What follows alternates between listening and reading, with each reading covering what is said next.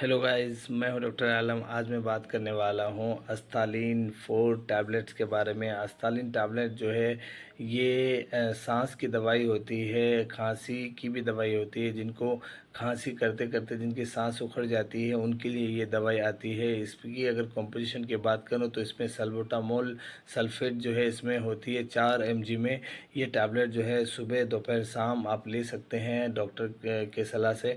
ये अस्ताकाइन के नाम से भी आता है, अस्तालिन के नाम से भी आता है। बहुत सारी कंपनीज़ हैं जो अलग अलग नाम से आती है। सल्बुटामोल इसका मेन कॉम्पोजिशन है, इसको देख के ये दवाई को ले सकते हैं।